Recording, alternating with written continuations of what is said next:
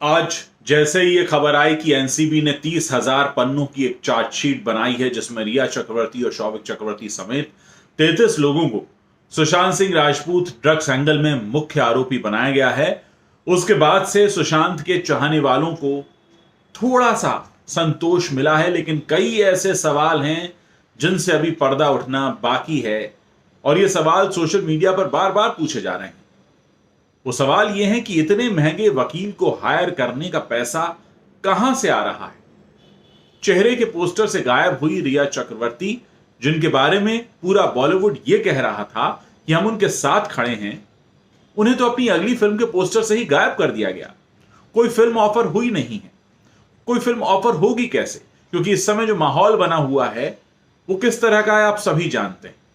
ऐसे में यह सवाल बार बार पूछा जा रहा है कि आखिर वो कौन है जो इस मिडिल क्लास फैमिली द्वारा हायर किए गए हाई प्रोफाइल वकील का भारी भरकम पैसा दे रहा है। कौन है वो जो इतनी हाई प्रोफाइल फीस अदा कर रहा है, वो भी तब जबकि रिया चक्रवर्ती किस फिल्म में नजर आने वाली हैं, इसका जवाब किसी के पास नहीं है। यह एक बहुत बड़ा सवाल है। दूसरी बात, जब यह मामला चल रहा था उस वक्त कहा गया था कि एक मिडिल क्लास फैमिली को बदनाम करने की, तोड़ने की साजिश रची जा रही है। ऐसे में वो मिडिल क्लास फैमिली इतना हाई प्रोफाइल वकील हायर कर लेती है और कोई सवाल नहीं पूछता कि ये मिडिल क्लास फैमिली कहां से इतना पैसा लेकर आई।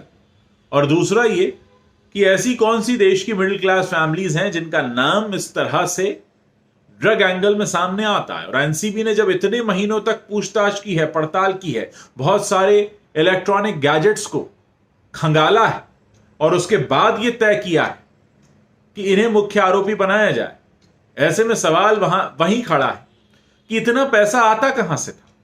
सब जानते हैं कि ड्रग्स का जो रैकेट है, ड्रग्स का जो धंधा चलता है, वो बहुत ज्यादा पैसे की डिमांड करता है। ये ड्रग्स बहुत महंगे आते हैं। ऐसे में मिडिल क्लास फैमिली कहां से इतना पैसा लाती थी?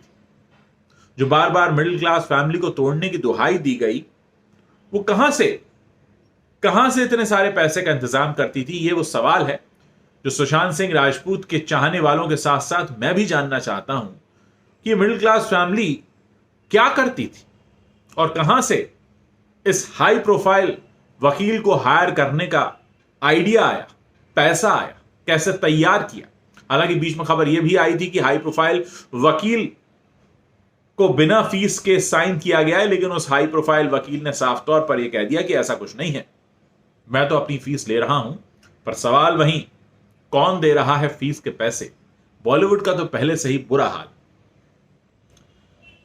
बड़ी बड़ी बातें कही गई थी कि पूरा बॉलीवुड खड़ा है रिया चक्रवर्ती के साथ में, लेकिन जब चेहरे फिल्म का पोस्टर सबके सामने आया तो जवाब पोस्टर पर लिखा हुआ था। पोस्टर पर लिखा हुआ था कि हम उस चेहरे को चेहरे के पोस्टर पर नहीं रख सकते क्योंकि यह फिल्म हमने पैसा कमाने के लिए बनाई है। अगर हमने उस चेहरे को चेहरे के पोस्टर पर रख दिया तो ऑडियंस ऐसे देखने नहीं आएगी। हालांकि उस चेहरे का चेहरे के पोस्टर पर ना होना इस बात की कोई गारंटी नहीं देता कि जनता अब भी उस फिल्म को देखने जाएगी या नहीं, लेकिन हां, एक चांस तो लिया ही जा सकता है। कुछ यही सोचकर जब सोशल मीडिया पर चेहरे में काम करने वाले उनके को एक्टर्स ने इसे पोस्ट किया तो जानबूझकर टैग भी नहीं किया कि कहीं भूले से ही ऐसा ना हो कि गालियां सुनने को मिले। वैसे भी पिछले 7 से 8 महीनों से क्या चल रहा है आप सभी जानते हैं। थाली में छेद करने वाला बयान हो या कुछ और, बॉलीवुड सिर्फ अपने किए हुए को भुगत रहा है, सुन रहा है, डिसलाइक्स देख रहा है। आज सर उठाकर चलने की हिम्मत किसी में नहीं, क्योंकि काम ऐसे नहीं किए। जनता सवाल पूछ रही है और जनता की आंखें खुल चुकी हैं। हो भी क्यों ना, जब अपनी गाढ़े पसीने की कमाई आपके नाम करते हैं तो पूरा हक रखते हैं इस बात को जानने का कि आपने उस पैसे के साथ क्या किया। क्या आपने उस पैसे के साथ टैक्स की चोरी की? फिर आईटी रेट क्यों पड़ी थी?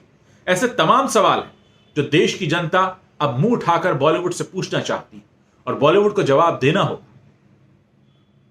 आप अगर अपनी कमाई के लिए फिल्में बनाते हैं और देश की जनता का मेहनत का पैसा उससे वसूलते हैं तो फिर यह आपकी जिम्मेदारी बनती है कि आप पर जो टैक्स बनता है उसे ईमानदारी से भरें।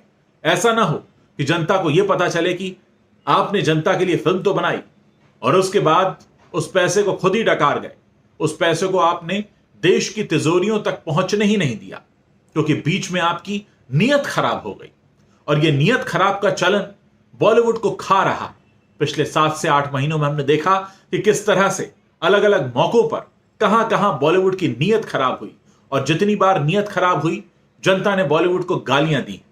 आज जनता यह समझ चुकी है कि उसे पिछले काफी समय से बनाया जा रहा था और अब यह जनता बनने के लिए तैयार नहीं है। इसीलिए सवाल पूछे जा रहे हैं। सवाल यह कि इतना महंगा वकील लाए कहां से, जब हमसे हमारी मेहनत की कमाई से हमने तुम्हारी फिल्म के टिकट खरीदे तो तुमने उससे टैक्स क्यों नहीं भरा। ये वो सारे सवाल हैं जिनके जवाब बॉलीवुड को देने होंगे। अगर बॉलीवुड इन सारे सवालों के जवाब देने में नाकाम रहता है तो निश्चित तौर पर बॉलीवुड की फिल्मों के धंधे पर असर पड़ेगा और कहीं ना कहीं जो जवाबदारी बनती है उस पर लगातार सवाल आते रहेंगे। आप लोग इस पर क्या सोचते हैं मुझे जरूर बताइए, और यह भी बताइए कि क्या इस देश की मिडिल क्लास फैमिली लाखों रुपए फीस लेने वाले किसी हाई प्रोफाइल वकील को हायर कर सकती है? आपकी इस पर क्या सोच है, मैं जानना चाहता हूं। मुझे आपके कमेंट्स पढ़ने का इंतजार रहेगा।